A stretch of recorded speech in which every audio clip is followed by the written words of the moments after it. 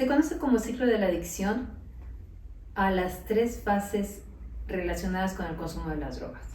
La primera, que es el consumo, como intoxicación, también llamado atracón. La segunda, que es cuando ya pasaron los efectos, no consumo, y que se le puede llamar abstinencia. Y la tercera fase, que es cuando se anticipa el consumo. Estas tres fases van cambiando de acuerdo a la frecuencia con la que se consuma la droga y se puede llegar así a generar una adicción. Inicialmente el consumo de la sustancia produce euforia.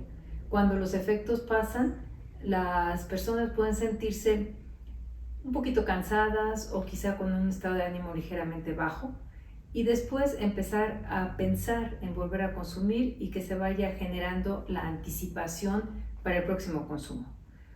Conforme esto se vaya repitiendo, el consumo ya no va a producir la euforia inicial, producirá quizá un estado más o menos de bienestar, pero que se va a acompañar al dejar de estar bajo los efectos de la droga en un estado de ánimo negativo, con baja energía, con poca capacidad de sentir placer, que va a llevar a que la anticipación y el deseo se vuelva más intenso.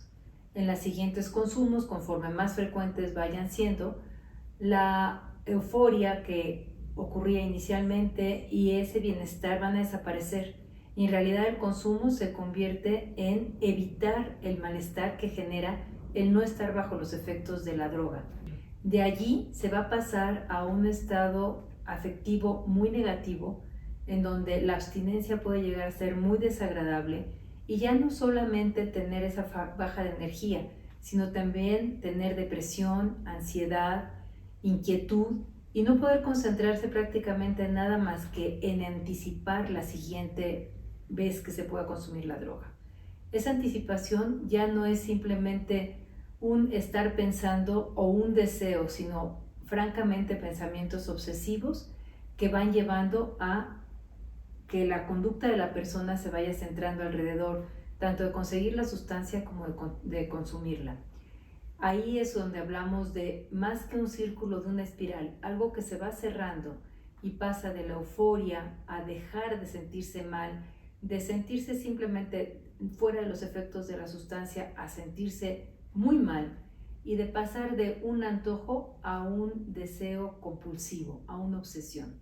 En esos casos se va bajando la espiral hasta llegar a que la persona pueda desarrollar una dependencia. Estas fases son importantes reconocerlas para las diferentes sustancias, independientemente de cómo ejerzan sus efectos.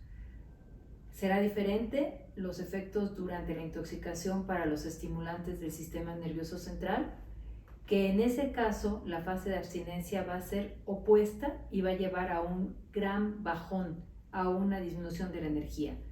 Pero la fase de anticipación y de deseo va a ser similar en todos los casos.